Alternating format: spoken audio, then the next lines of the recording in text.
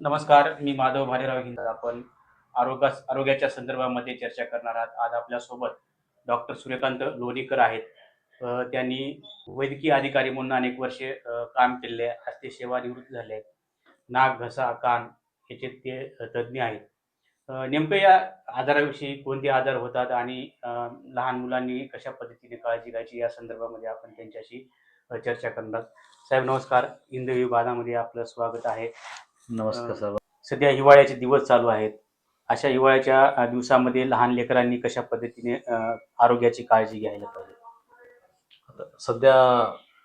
सध्याचे वातावरण पाहता वातावरणामध्ये जी वातावरणाची आर्द्रता आहे, जे टेम्परेचर आहे त्याचं सध्या कमी जास्त होत आहे.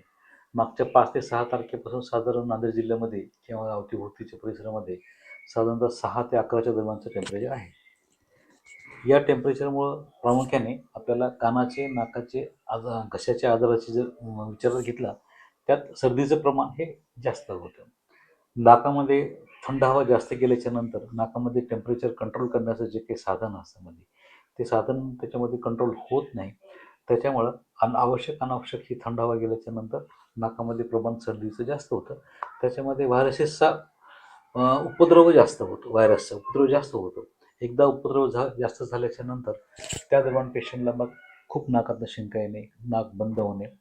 त्याच्यानंतर नाकामध्येच आपल्या चेहऱ्यामध्ये जे काही सायनसचे पिशव्या असतात, त्या साधारणतः 8 पिशव्या असतात. मेंदूच्या खालचे 4, डोळ्याच्या बाजूला 2 असतात, नाकाच्या बाजूला 2 असतात. त्या सगळ्या पिशव्यांची जी तोंडं असतात ती नाकामध्ये उघडतात. त्यामुळे नाकातलं सर्दीचं पाणी हे सायनसमध्ये जातं, सायनसचं पाणी नाकामध्ये येतं. त्यामुळे अशा ते सर्दीचा अतिरेक होऊ शकतो त्याच्यामध्ये. एकदा तर का तुमची सर्दी झाली, ती सर्दी झाल्याच्या नंतर नाक हे सेंटर आहे. त्याच्यामुळे नाकातून ही सर्दी घशामध्ये येते. त्यामुळे घशाचे पण आजार होणार. नाकातून सर्दी कानाकडे पण जाते. प्रामुख्याने लहान मुलाकडे जर आपण समजा बघितलं तर जे काही नाकातलं समजा पाणी असतं, नाकातलं पाणी जाऊन पडद्याच्या पाठीमागे जमा होतं. त्यामुळे लहान मुलांना पण कान दुखणे, ऐकायला कमी येणे, कान गच्च होणे, कानठळी बसणे, अशा प्रकारचे लक्षणं दिसू शकतात. आपण नाक, कान आणि घशाच्या संदर्भामध्ये चर्चा करणार आहात. परंतु सध्याच्याला लहान मुलं जी आहेत त्यांचे कुठे हे गालाच्या खालचा जो भाग आहे त्या ठिकाणी गाठ आल्यासारखं होत आहे. याची नेमकं लक्षणं काय आहेत? तर बऱ्याच वेळा जेव्हा सर्दी होते लोकांना, सर्दी झाल्याच्या नंतर ते सर्दीचं पाणी जेव्हा घशात येतं, घशामध्ये टॉन्सिलच्या गाठी असतात आणि घशाचा भाग असतो. ते इन्फेक्टेड पाणी जे काही समजा असतं ते घशामध्ये उतरून जातात आणि त्याच्यावर जे टॉन्सिलच्या गाठी आहे मोठ्या होतात. मोठ्या होतात तर त्याच्यामध्ये सूज येते. प्रामुख्याने ती सूज लाल होते. टॉन्सिलच्या आजूबाजूला जे काही पडदे असतात त्या पडद्याची पण सूज जास्त येते पडद्याची. त्याच्यानंतर कोरडा खोकला येऊ शकतो पेशंटला. त्याच्यानंतर आणि तिसरी महत्त्वाची गोष्ट असते गालाच्या बाजू हनुवटीच्या बाजूला किंवा आपलं जे जबड्याचं हाड असतं त्याच्या खाली पण सर्दीच्या गाठी येत असतात. ते हे साधारणतः 5 ते 7 दिवस ते इन्फेक्शन टॉन्सिलचं राहतं. त्याच्यानंतर प्रामुख्याने व्यवस्थित जर कान घसा डॉक्टरांनी तपासणी केली आणि व्यवस्थित लागू होणारे औषध दिले तर ते 5-6 दिवसामध्ये ते पूर्णतः कमी होऊन जातं. काही मुलांना या थोडंसं गाठी थोडंसं हानिकारक बी असू शकतात. हां, असू शकतात. त्याच्यामध्ये अगोदर समजा पेशंटला गाठी असतात तर त्या गाठीचा आकार सर्दी झाल्याच्या नंतर किंवा टॉन्सिलचा किंवा आजार झाला तर त्या गाठीचा आकार हा मोठा होतो. त्यामुळे आईवडील जास्त घाबरतात. ज्यांनी साधारण या गाठी ज्या असतात साधारणतः 90% 95% गाठी ह्या इन्फेक्शनच्या गाठी असतात. 5% मध्ये 3% मध्ये गाठी इतर आजाराच्या गाठी त्या असू शकतात त्याच्यामध्ये. म्हणून जेव्हा गाठीचे आजार झाले, घशाचा आजार होऊन जर गाठीचे आजार झाले तर त्यावेळी आईवडिलांनी व्यवस्थित डॉक्टरांना तुमच्या जवळपास जे काही तुमच्या ओळखीचे कान नाक असे डॉक्टर असतील त्यांच्याकडे तुम्हाला त्यांना दाखवलं तर तुमचा त्याचा उपचार चांगला होऊ शकतो. अनेक मुलं आहेत, बालकं आहेत, की त्यांना पावसाळा, हिवाळा आणि उन्हाळ्यामध्ये ही सर्दीची लक्षणं आढळून येत असतात. कितीही जरी मेडिकल किंवा गोळ्या घेतल्या तरी ती सर्दी कमी होत नाही. हे थोडं कुठं म्हणजे हानिकारक आहे असं. हां, असं आहे. आता कसं आहे की जेव्हा घरामध्ये एका मुलाला झालं की त्याची सर्दी दुसऱ्या मुलांना लागते. दुसऱ्या मुलाला लागायचं जेव्हा घरामध्ये ओव्हरक्राउडिंग असते. ओव्हरक्राउडिंग असले की एकापासून दुसऱ्याला, दुसऱ्यापासून तिसऱ्याला किंवा मोठ्या माणसांचं लहान मुलाला लागतंच म्हणजे. आणि मोठ्या माणसाचं साधारणतः लवकर कमी होतं. पण लहान लेकराचं कसं आहे की शक्यतो जरा आजार कमी व्हायला थोडासा वेळ लागतो. त्यामुळे घाबरून जाण्याचं काही कारण नाही. सध्याच्या स्थितीमध्ये कसं आहे की एकदा सर्दी खोकल्यामुळे घशामध्ये आली की घशातनं सर्दी फुफ्फुसाला येते. एकदा फुफ्फुसाला आली की त्याच्यामध्ये लहान लेकरामध्ये न्यूमोनियाचा आजार हा बळवू शकतो. त्याच्यामध्ये गळ्यामध्ये सुई आवाज येतो, खरखर आवाज येतो त्याच्यामध्ये. मग तसे जरा झाले की फुफ्फुसाकडे आजार गेले समजा त्यावेळेस मग कान, घसा आणि बालरोगतज्ञ अशा दोघांच्या संपर्कामध्ये राहिलं दोघांनी मिळून जर व्यवस्थित उपचार केला तर त्याच्यामध्ये मुलांना चांगले होऊ शकतो. तर आता आपण जर बघितले तर असे अनेक पेशंट आपल्याकडे येतात की कानामध्ये नाक वाढणे किंवा कुईजणे किंवा नाकातले हाड कुईजणे किंवा खराब होणे, वाढणे, हे नेमके काय प्रकार आहेत? हां, आता कसं ते याच्यामध्ये नाकाचं हाड आपण जे म्हणतो, साधारणतः आपल्या चेहऱ्याचं चेहरा जो आपला आहे, साधारणतः 18 वर्षाच्या आसपास आपल्या चेहऱ्याची वाढ ही पूर्ण होत असते. त्यामुळे नाकाच्या दोन्ही फकड्याच्या मध्ये जो पडदा असतो, तो पडदा कधी क्रॉस असतो, वाकडा असतो, सी टाईप असतो, एस टाईप असतो, वाकडा-तिकडा असतो. मग सगळ्याच लोकांना त्याचे काही लक्षण दिसत नसतात. पण काही लोकांना ते नाकाचं हाड वाकडं होण्याचं कारण जन्मतः कारण असतं. कधी मार लागल्यामुळे तसं असतं. बऱ्याच अंशी जन्मतः कारण असतं. चेहऱ्यांच्या हाडांची इरेग्युलर समजा अनियमित वाढ झाली तर त्यात नाकाचं हाड हे वाकडं होतं. आणि नाकाचं हाड मध्ये वाकडी झाल्याच्या नंतर नाकामध्ये दोन्हीकडे हवा बरोबर इक्वल जात नाही. मग त्या अनुषंगानं पोरांना सर्दी होत असते.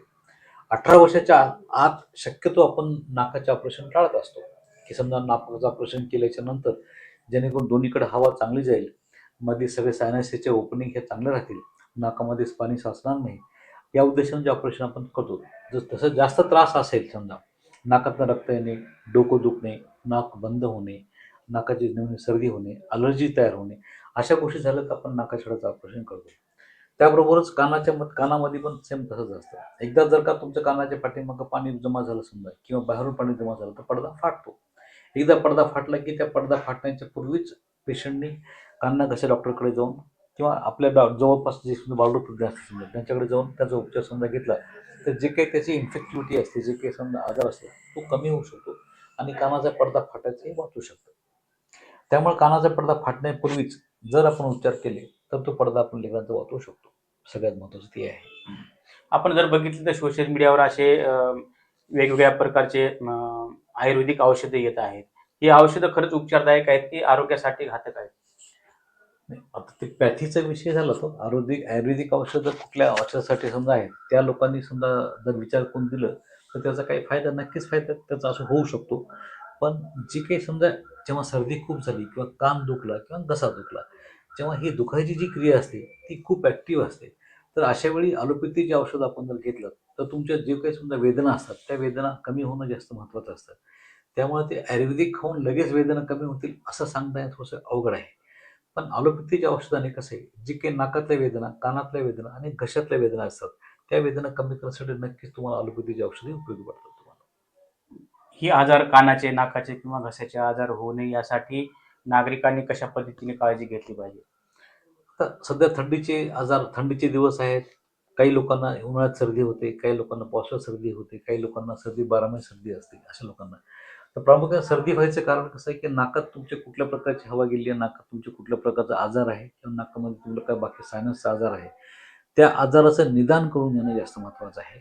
कारण नाकाचा आजार आपण जनरली अव्हॉइड करत असतो, पोस्टपोन करत असतो, पुढे ढकलत असतो आपण. त्याच्या अनुषंगानं कसं आहे, की आतल्या जे काही नाकामध्ये सायनस असतात, त्या सायनसमध्ये पाणी जमा होत राहतं आणि ते सायनसमध्ये पाणी जमा झाल्याच्या नंतर त्याचं गंभीर स्वरूप त्याचं होऊ शकतं. तसं मोठे माणसं आहेत, मोठ्या माणसामध्ये खूप सर्दी झाली, अलर्जी झाली, मग त्यात फंगस तयार होतो. एकदा तुमचं फंगस तयार झालं, की मग ते एकदा त्याच्यात ते चांगलं नसतं. त्याच्या फंगसच्या पुढची स्टेज असते म्युकरची स्टेज असते. ते म्युकस म्हणजे जीवघेणे आजार असतात ते.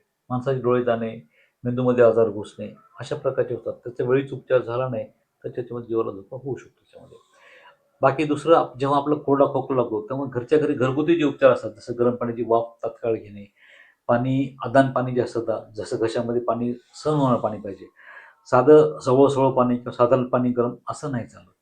आपण जेवढं पाणी गरम करून घशामध्ये जेवढं पाणी गरम सहन होतं, त्याच्यात मीठ टाकून समजा किंवा बाकी टाकून त्याला गुळण्या जर केल्या, तर तात्काळ तुम्हाला पुढचं इन्फेक्शन हे टळतं तुमचं असं म्हणजे. तसंच सर्दी झाली. कानामध्ये सुद्धा आपल्याला कसं की बाहेरून काही अनुकुचित वस्तू टाकायची नाहीये, बोट टाकायचं नाही, तेल टाकायचं नाही, हे बाहेरचे औषध टाकायचं नाही किंवा मेडिकलवरून घेऊन नाकाचा ड्रॉप, कानाचा ड्रॉप हे जे आपण वापरतो, त्याचा फायदा तर कमी होतो, पण त्याचे उत्कृष्ट दुष्परिणाम जास्त होतात. कानाच्या पडद्याला छिद्रपट समजा पडला असेल, तर कानात पाणी जाऊ न देणे, त्याच्यामध्ये डोक्यावरून अंघोळ करताना कानामध्ये कापूस ठेवू नये, याची खबरदारी घेतली, तर नक्कीच हे कान घशाचे आजार हे बळवणार नाहीत. साहेब, आपण अनेक वर्षे शासकीय सेवेमध्ये वैद्यकीय अधिकारी म्हणून काम केलेले आहात. कान, नाक, घसा तज्ज्ञ आहात. आपला नांदेड येथे दवाखाना सुद्धा आहे. आपल्या माध्यमातून असे किती लोकांवर उपचार झालेले आहे असं काही सांगता येईल? तर मी जेव्हा कंधारला, कंधारला साधारणतः 3 वर्ष समजा होतो मी कंधारला. त्याच्यापूर्वी पण ज्या ज्या ठिकाणी समजा होतो, तर माझ्या संबंधित जे काही समजा आजाराचे होते किंवा ग्रामीण रुग्णालयामध्ये ज्या काही सुविधा उपलब्ध होत्या, त्या सुविधेच्या आधारे ज्या काही उपलब्ध सुविधा, ती उपलब्ध सुविधा हातामध्ये घेऊन आणि जे काही आपलं स्वतःचं आहे, जे काही समजा नॉलेज आहे, ते असे बघून त्याच्यामध्ये जवळपास म्हणजे महिन्याकाठी समजा एक साधारणतः 60 ते 70 लोकांना मी जे आजार होते, ज्या कानाचे आजार, नाकाचे आजार किंवा घशाचे आजार असे होते, ते आजार ज्या ज्या ठिकाणी त्याचे ट्रीटमेंट योग्य होते, त्या ठिकाणी पाठवून आपण ते बरे केले आहेत. काही आपल्या शासकीय दवाखान्यातच आपले काही आजार आपण चांगले केले आहेत समजा. काही ज्या ठिकाणी ज्या आपल्या सुविधा दवाखान्यात नव्हत्या, कंधारला समजा दवाखाना नव्हते, त्या सुविधा गव्हर्नमेंट हॉस्पिटल नांदेडला होत्या. तर तिथे पेशंट काही पाठवून दिले, पण त्या पेशंटचे साधारणतः पेशंट चांगले झाले. असे साधारण 3 वर्षाच्या काळामध्ये 400 ते 500 पेशंटचा आपण नक्कीच त्याचा फायदा आपण करून दिलेला आहे. त्याच्यानंतर बहिरेपणा जो येतो, वयाच्या 55 ते 60 वर्षाच्या नंतर जो काही नॅचरल बहिरेपणा येतो, त्या लोकांचं पण निदान करून आपण त्यांना मशीन घेण्यासाठी पण आपण त्यांना त्यांचा कॅम्प घेऊन त्यांना आपण योग्य ते मार्गदर्शन आपण त्यांना केलेलं आहे. धन्यवाद साहेब, तुम्ही हिंदू विभागाला कान, नाक, घसा या संदर्भामध्ये सविस्तर माहिती दिलात. अशाच आपण आरोग्या संदर्भात आज यापुढे आपण चर्चा करणार आहात. धन्यवाद, तुम्ही माहिती दिली. खूप खूप आपल्या दोघांचे धन्यवाद. आपण स्वतः कंधारहून आता माझं हॉस्पिटल शिवाजीनगर नांदेडला सध्या आहे, वाडी फॅक्टरीमध्ये. आपण कंधारहून इतक्या लांबून माझे 2 शब्द आपण ऐकण्यासाठी, जनतेला मार्गदर्शनासाठी आपण दोघांनी जी काही तसदी घेतली, त्यामुळे हिंदवी बना आणि आपल्या दोघांचे पण मी धन्यवाद.